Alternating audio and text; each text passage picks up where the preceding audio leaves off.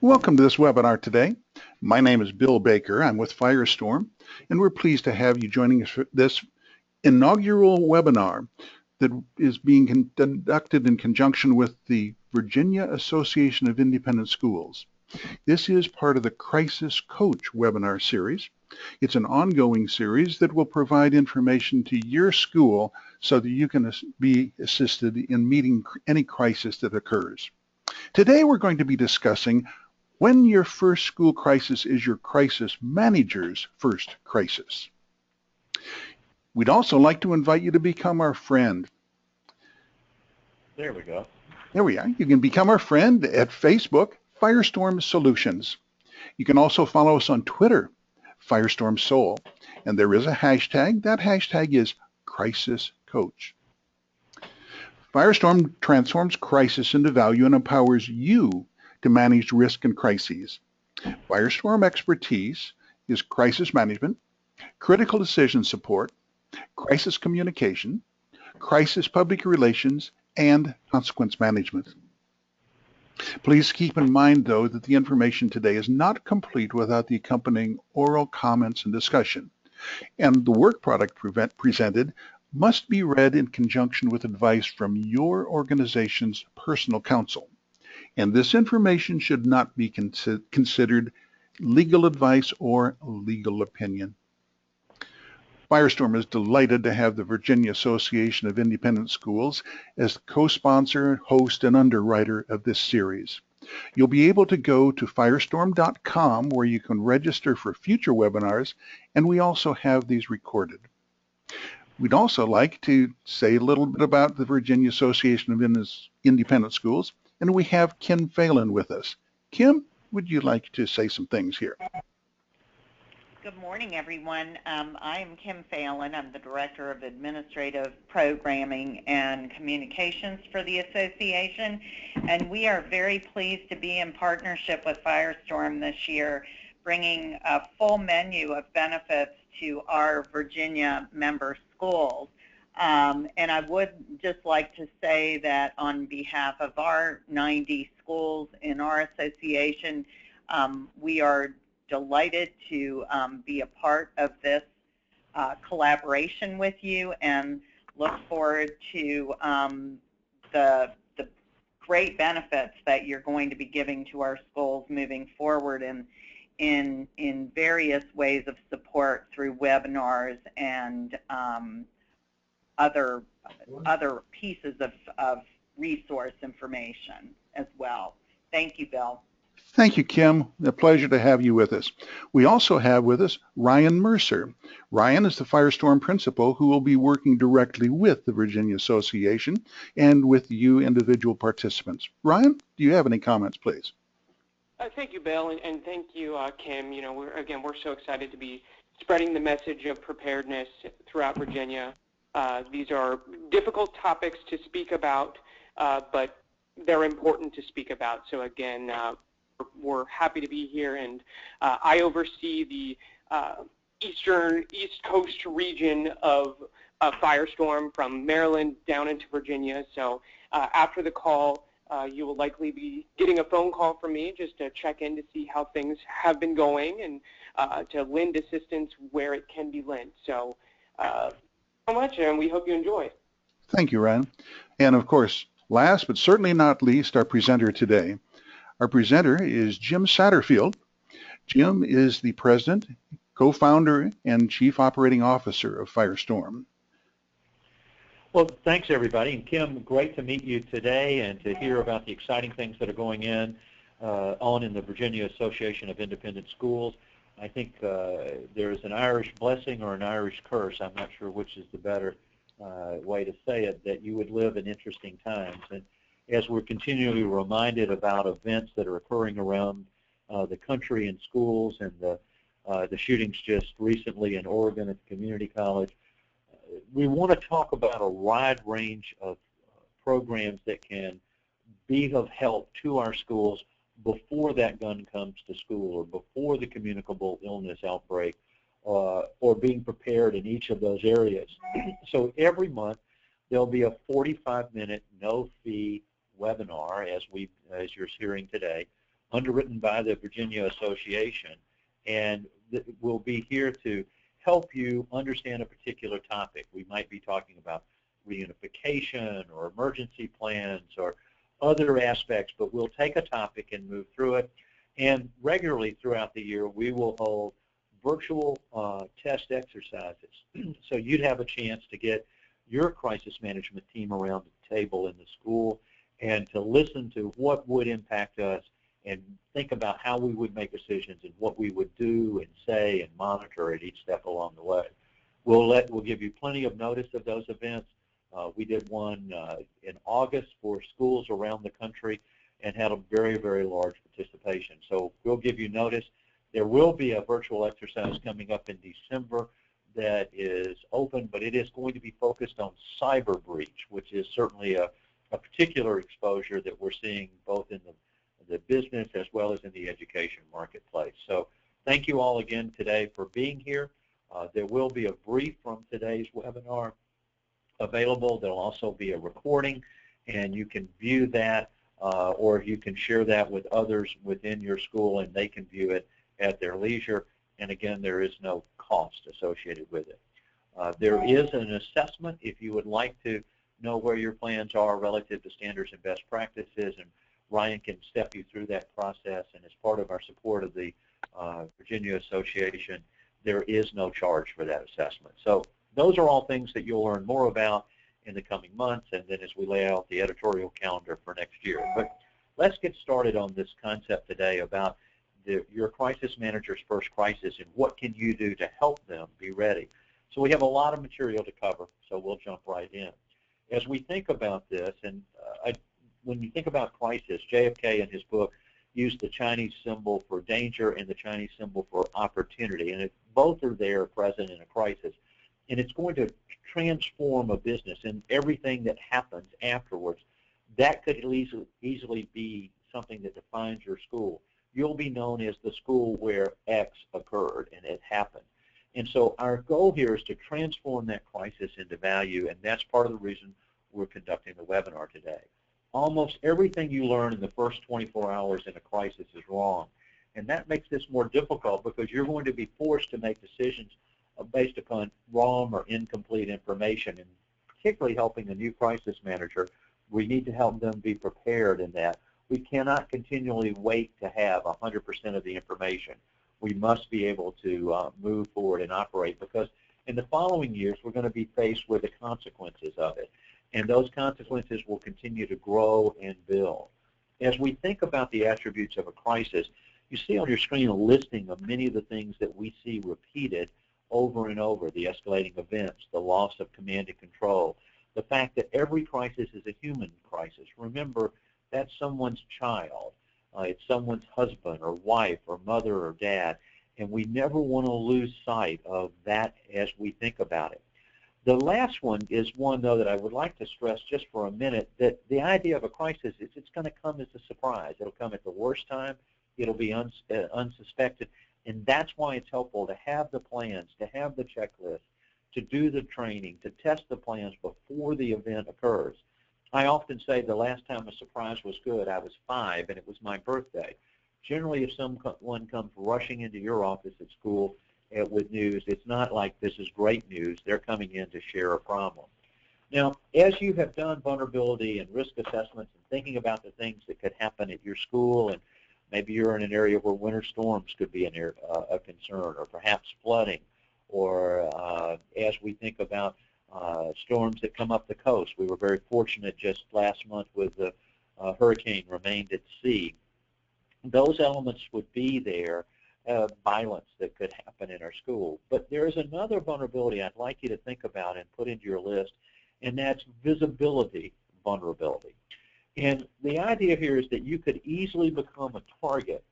And if we think about the election cycle that we're going through now, and as you see a politician move to the top of the polls and the numbers, then suddenly their every word is scrutinized and analyzed. And so that very visibility creates a vulnerability for them in those areas. And when we're dealing in the education market, when you're dealing with parents and children, your visibility is a vulnerability for you, and how you respond will definitely define it.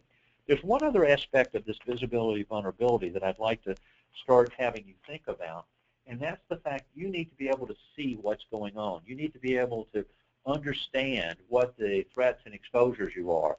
So for all the vulnerabilities and threats that you've identified, what do you monitor? What's your monitoring plan? And so that you can understand and see it starting to occur. Today, if someone has ill intent, the statistics are very strong that 80% of the time another person knows. And in fact, 67% of the time, 2 or more people know, and when people know, they talk. And where do people talk today? They talk on social media. So if you don't have an intelligence network providing you that level of monitoring, you're going to find yourself potentially in a much more vulnerable area.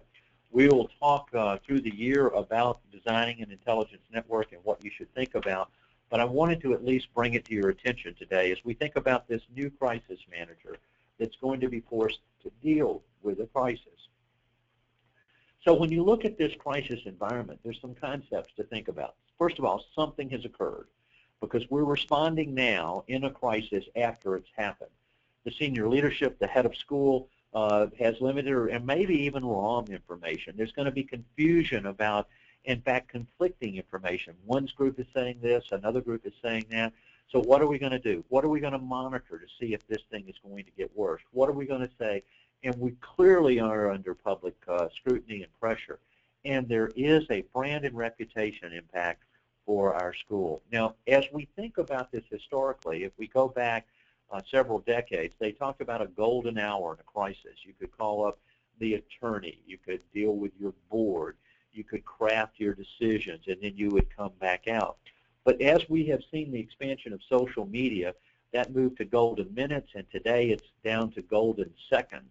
Because as soon as events start to happen, we're going to have students and teachers making postings on the internet saying nobody told us what's going on and what's happening. We're seeing the major networks texting in to students while they're in lockdown with an active shooter on the premise asking if they would go on camera and talk to the media without coordinating with the school or with parents. So we're in an environment today, and this new crisis manager that we were talking about is going to be faced with golden seconds. That's why we have to have identified in advance what you're going to do, and more importantly, how you're going to do it. Most of the plans that we review and work with tell many people what to do, but they're not actionable. They don't tell them how to actually do it. I would encourage you to pull your plan out and say, look, if I was a new teacher, if I was new to our school, does this tell me how to accomplish those elements? And that will be a continual theme that you'll hear from us. So crisis today, it's equal to golden seconds, and you want to know and act before now. If you wait, being late is not going to be helpful, and that's the pressure in which we are operating on. Bill, I'm getting a message that my connection to GoToWebinar has been lost temporarily. I'm sure it will come back in a moment, but I'm going to continue to talk, and if you don't hear me in a moment, just check back with us as we continue to do. Now, I don't know that if your slide changed. If it didn't, there's a slide that should be up at this point. How do you know what you don't know? And there's a large circle. There's a section of it that says, what do you know, which is a small slice, and what you know, you don't know. And then finally, then what you don't know, you don't know. That big orange section there, and Bill or Karen or Kim, are you seeing the same diagram that I'm describing at this point? Jim, I'm about to go ahead and share my screen with that slide for you, okay? Thank you. I appreciate it. By the way, being in the crisis and disaster business, as we have things start to go wrong, it's always good to have a backup plan in place. And Karen, I will, if you're going to drive, then I will tell you every time I would see us changing slides, and we'll continue to get this accomplished. So our goal here for our crisis manager is to reduce the amount in that orange or red part of the circle about what they don't know, they don't know. We'll be focused on that in particular today. So that leads us to the next slide, Karen, where it says, where do you start? A crisis is not business as usual, it's business as unusual. So we need to start putting things in place immediately to begin helping there. So let's start to go into more detail. How do you know if we have the right person? We've assigned this crisis manager, And on that slide, Karen, that's the header at the top. And we're looking for somebody that can be decisive. We often talk about that every crisis needs a general. And in most cases, we're looking for this process to be in place. And am I coming through orally? Oh, so that Karen's pushing it, that's okay. And Bill just walked in to bring his computer in as we look at it. So as we think about it, we're looking for someone that, it says my connection's been reestablished now, miraculously. Karen, you can continue to drive, if you will, that way in case there's a disruption again. We're comfortable with it. We want someone that's a good communicator, because being able to communicate the actions that you need are important. They have to be empowered with sufficient authority to be accepted by those that they're directing, and they've got to maintain good relationships. And you see that whole must-be list there on the slide. I won't read every one. You're more than capable there. But that last bullet, they've got to be resourceful, because it's not going to go quite like you thought it would go at any particular time. The next slide talks about the crisis manager experience, what the roles and responsibilities are. And if you want to summarize it just in one phrase, it's make decisions. The person that's managing your crisis management, they're going to have to make multiple decisions. They're going to have to do it with limited information, and they have to be prepared. All of the things that you see listed on this are going to be items that we would expect that new crisis manager to be able to carry forward and do at each point. And they'll be reporting back to the leadership, the board, coordinating the recovery, making sure that all of those items are, in fact, in place. But let's see how this experience level matches to the stages of escalation on the next slide. Here, there are 5 stages that we view in a crisis. There's pre-action, onset, impact assessment, response and recovery, and post. Pre-action is today. You're attending a webinar. You're getting information. You're starting to understand. You're writing your plans. You're testing your plans. You're getting your emergency supplies in place. You're coordinating with your local first responders, fire, police, and you're making sure that everybody understands the standard protocols, lockdown, lockout, shelter in place, and evacuate. So that's a whole basis that we do before anything is done. And here we've got time that would have to be invested. At onset, we're concerned about life and safety and health, and that's where that standard protocol that I just described comes into place, and you'd activate your emergency plan. Once the initial emergency is out of the way, then we're going to be doing an impact assessment. How bad is it? Do we have injured students? Do we have, even worse, fatalities? Is the school itself physically damaged? And so you do that assessment, and depending upon the severity, you may declare a crisis. You'd activate your crisis management plan, and here there would be detailed checklists that you'd be going through at each step along the way to help to guide this first-time crisis manager. Then on a departmental or a functional basis, we would be looking at our recovery plans. If it was a business, we'd be thinking about it as a business continuity plan. But if we're going to have to close our school for a period of time, how are we going to teach our classes? Are we going to be doing that over the internet or in other manners as we come together? Also, Karen, I think your screen made a change at this point,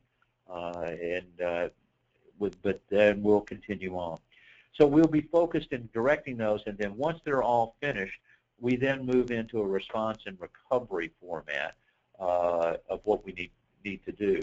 On our next slide, you'll see that we think about the attributes of a crisis. First, a targeted crisis is something that's very specific. It's easily definable, and that's going to be easier for our new crisis manager. If we hit it again, Karen, you're going to bring up a more complex crisis on this slide, so please advance, Karen, if you would. And that will then take us through thinking about something that's going to require more details of execution in the process. There'll be many attributes around it. Something like a data breach could be an area. If the financial information of your parents was taken, that would make a difference to you. So those types of challenges are going to make it much more difficult for your new crisis manager. As we then think about, in addition to complexity, the time to react, if it's a reactive and urgent, even in that targeted area, that's where you're going to be focused on the event, but not everything will be totally consumed at that point in time. That top description is going to be easier for our new crisis manager than the bottom one. If we've had major structural damage to our school, if we have to get into a reunification plan to reunite our families with their students, it becomes much more complex. So here, if the time and the urgency is critical, our new crisis manager is going to need more support. So the next slide starts to talk about us identifying what we need to do and the actions and communications that we need to take. So Karen, if you'd advance this again, we will again follow a predict, plan, perform format here to discuss what happened. What do we anticipate that will happen next? We do a high-level review of our plan and our process. We perform, we identify what we need to do and what we need to say. So when we think about a crisis and we're focused on the why are we going to act and why are we going to communicate, that's where this new crisis manager is going to be leading us. And a quick test for them to look at is, what is it that they know? What are they concerned about? What's their strategy or plan? What are they going to monitor? And what are they going to communicate to whom and how and why? All of those actions are having to be done in real time. That's why it's important that your plan has detailed checklists, so that, because it's going to be an emotional period for you if in fact you have a crisis. Our prayer for you is that you don't find one in your school and you're not going to be faced at that level, but unfortunately every day we see schools in crisis. So the strategy questions that you ask are listed here. This will give you some idea of the level of detail that we need to look at, and we've taken those basic concepts from that quick look and now started to spell them out. By the way, a recommendation is that the spokesperson for the school not initially be the head of school. They'll be dealing with matters at the school. We want someone else to do that, and you need a backup. We have a rule called HR Rule 123. You need to be 3 deep at each critical position, because someone could be injured, they could be hurt, they could have been off that day, and how it would come together. You would recommend that you have a records retention and keep information of what you knew and when you know it. I would recommend, if you bring in an outside crisis management firm to help you, have them retained through your legal counsel in contemplation of litigation. Quick side commercial: if you're looking for a firm like that, Firestorm would be delighted to be considered and to help you. But these are the types of questions that come up. Now, they then move to actions, and the next slide takes us through and starts to break that predict, plan, perform down into very specific actions that need to be taken. Establishing what happened, establishing how we're going to monitor print media in other areas. So Karen, again, if you'd advance us, identify who's the brand supporters and who the brand detractors are. Create your initial messages. Yes, ma'am? I know there's a slight delay from when I changed. Do you see it? But I have changed. Do you see it? Not yet on mine, but that's okay. If everybody else does, I'm very comfortable with that. Okay, it is on that. Okay, because I'm, for some reason, still stuck on the strategy questions. By the way, we apologize for our technical difficulty, but hopefully that we'll all be through together. You may have to open a call center. If you have a great number of parents in calling, that's going to overwhelm your office and your ability to answer there. Now, Karen, I do see it. Identify what events could trigger future media. If, in fact, we were unfortunate enough to have an armed intruder and they were caught, when they're arrested, when there's a bail hearing, when they go to trial, if someone is injured, when they go to the hospital, all of those elements need to be identified.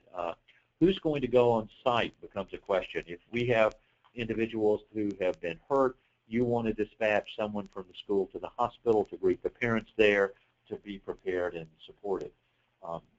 As we think about in all of these areas and we focus on our communications, we want to know that if we're explaining, we're losing. If we're saying, well, look, this is why we didn't have it or have those things together, we're not going to do that. We're going to always be focused on why we're communicating at each step along the way. If you've ever dealt with a young child and you told them not to do something and they ask why, and you give an answer and they repeat it and ask why again, that is what we're going to be doing to figure out what we're going to say so that we're prepared.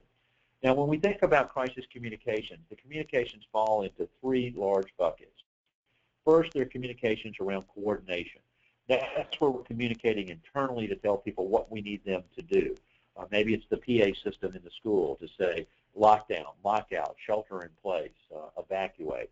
It could be in a cyber breach much more complicated in giving those communications. It could be a notification to parents that this is what they need to do to come and pick up their child.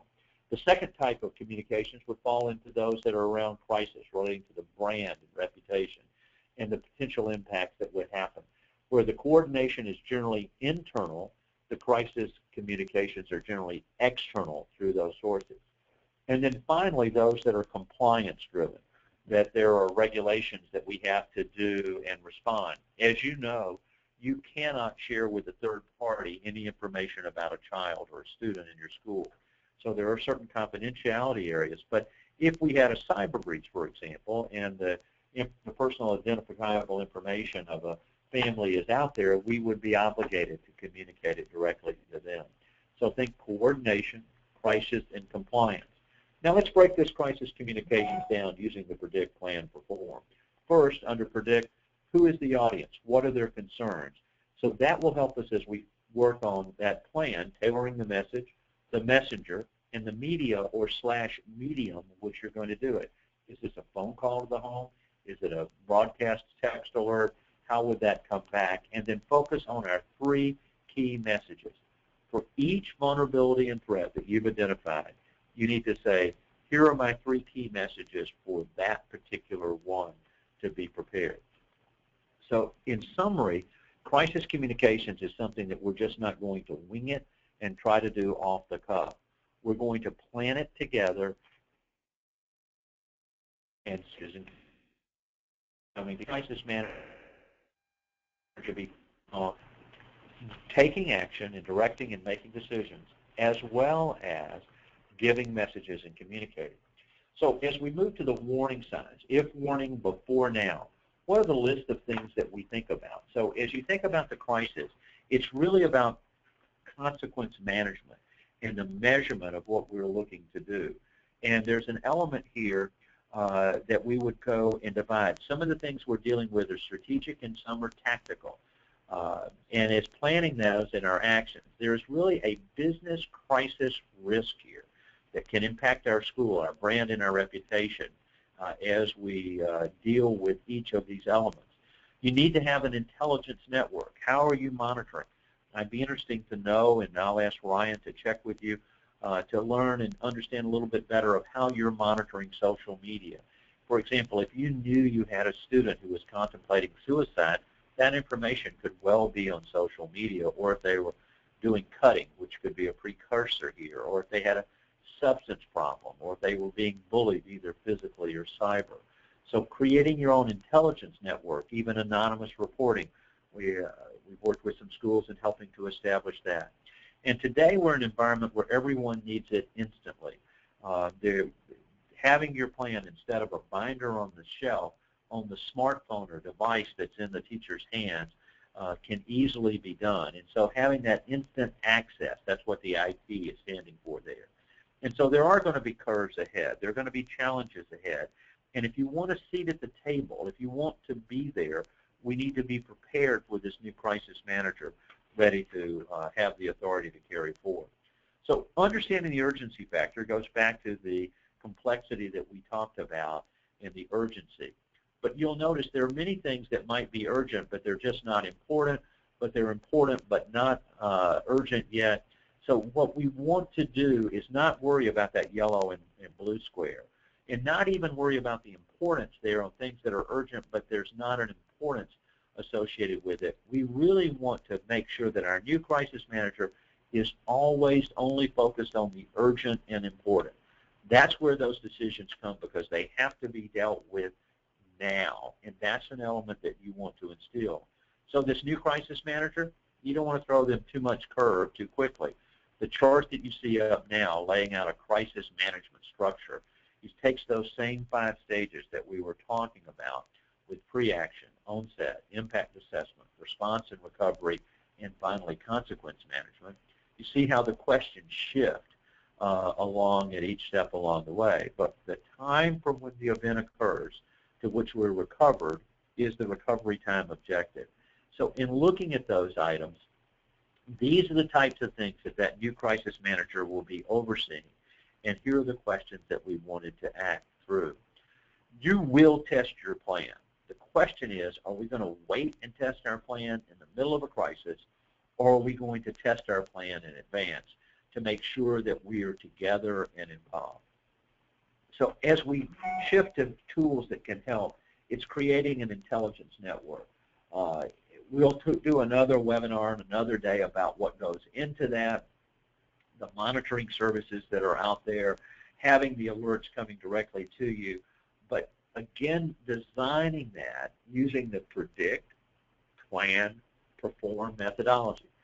Understanding what the vulnerabilities and threats are. What will you do to monitor that particular vulnerability or threat? What's the trigger that's going to activate that plan? Making sure that we all understand it, and as the plan continues to unfold, that we're doing that at each step along the way. The plans will vary. It could be a communicable illness plan. We see outbreaks continuing to occur. It could be a localized. We dealt recently with a measles outbreak, but they're the normal flus, the seasonal flus that come in, and other exposures. But it could be violence-related, behaviors of concern. It could be the crisis management structure. All of those elements, and making sure that those plans then underperform are communicated, trained, and tested, and that you have the supplies that you're needed there. So this becomes an important foundation on which to act. Now, we always want to know, are we doing a good job? We're teachers, we give report cards out, and so if you're looking for a maturity model or a maturity rating here or performance, this is what your report card is ultimately going to come down. The first time you experience a crisis, you probably aren't going to do as well as the 10th or the 100th time. By the way, I hope you don't have 100 that you have to deal with. But we measure the decision process, the roles and responsibilities, the information clarity, the speed of decision making, and the communications effectiveness. And we measure that across 4 different stages, moving from where things are a liability and a surprise to finally where they're strategic and part of your culture. After we do a test exercise, we ask the group to rate how they do and how they felt. And generally, early on, as you're working with your plan and getting buy-in and support from your team, you're going to find that you generally fall in that stage 1 or stage 2 category. Over time, as you continue to grow and mature, you'll become better and become at that supportive pre-action stage with the ultimate goal of getting to the right. This needs to become a part of your culture, a culture of preparedness in your school, because we really need to be ready before now. The next slide takes us and talks a little bit about that, because when this happens, when minutes really matter, seconds count the most. So we don't have the luxury of somebody going back trying to figure out, what am I going to do? What am I going to say? How do I do that? And that's why you want to have the training and the orientation and the involvement. It comes back to this predict, plan, perform methodology. That's a simple format for you to think about in terms of building a comprehensive program within your school, to make sure that your parents are aware, that your students are aware. If you have multiple campuses, we would recommend that you have an administrator on duty. So if there was a crisis at that location, it could be communicated back to your other location to coordinate. As we divide between a lower school and a middle school and an upper school, leadership structures there with training and orientation. It's different taking the kindergarten out than it is to take a 12th grader out in a particular example. So we need to talk about that and be sensitive to it. But if you don't understand all the vulnerabilities and threats, and remember that visibility one that we talked about earlier, if you don't understand what their impacts are and you're not clear on how to monitor it, so if it in fact starts to come, it's a surprise. But it's not enough just to monitor. You have to determine what's the trigger. When do we take action? Now, we know that schools get second-guessed every year with winter storms. Should we close? Should we open? If you closed and didn't, then the parents will be upset. If you should have closed and you didn't close, then the parents would be upset.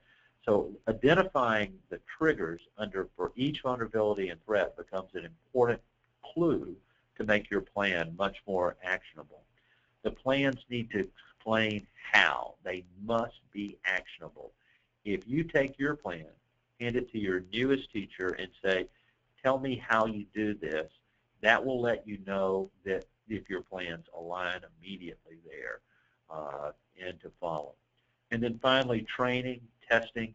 I would also like you to test your plans in multiple ways. Many times we'll have a lockdown drill with the shooter in the school. I'd like you to conduct a lockdown drill where the shooter is outside the school and we have students on the sports field. What are you going to do? By the way, the strategy here is different. We're not going to try to move them into the school. We're going to try to move them away from the school. We use an approach called lifeboat, where the teacher is, in fact, the lifeboat. The students follow the teacher away from the school to come back at a later time.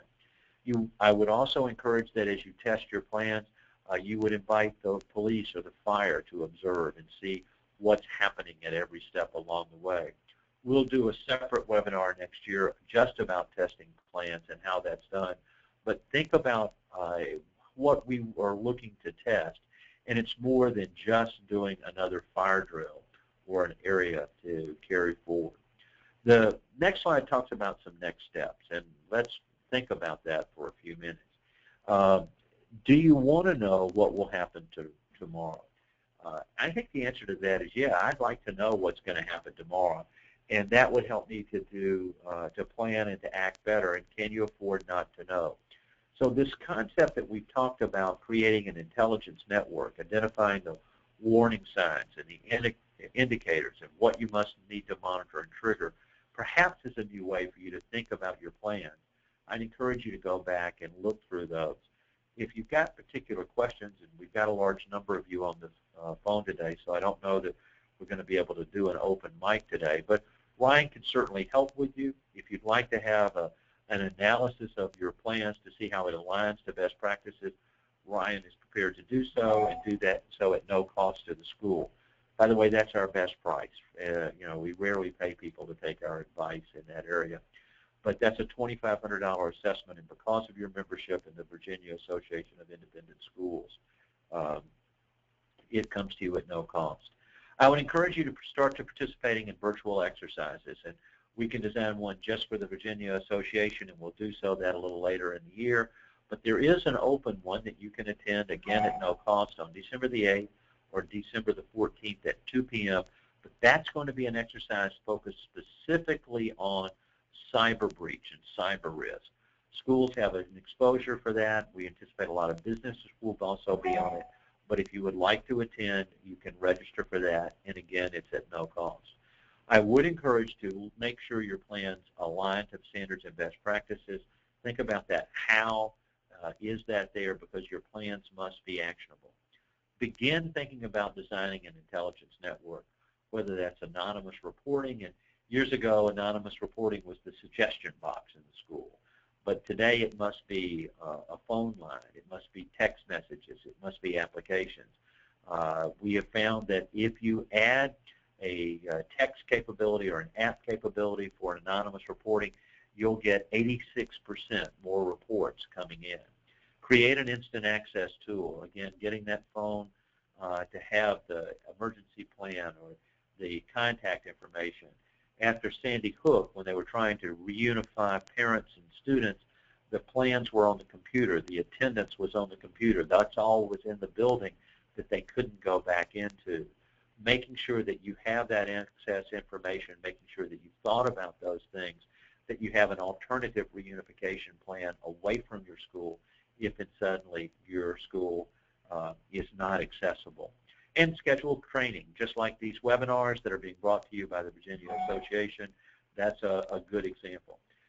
You can download a brief from today's exercise. You can go to firestorm.com briefs, and there will be a summary of what we talked about. If you want to share this webinar with others in your school, they can go and view this on a recorded basis and get access to that information. So I'd like to stop at this point and take a moment, first of all, to thank the Virginia Association of Independent Schools for underwriting and bringing you this webinar series. Kim, we covered a lot of ground in a fairly short period of time. Is there Any observations that you'd like to share with our attendees today? Well, I think it's terrific. I think that you've really gone through the systematic steps that are really necessary for a school to kind of dust off their crisis plan and really make sure that it's in good working order, and as you said, make it a part of the culture of the school. It has to be that way, and particularly with the title of today's session, you know, is this your school's crisis manager's first crisis? This is not a time to have on-the-job training and learning.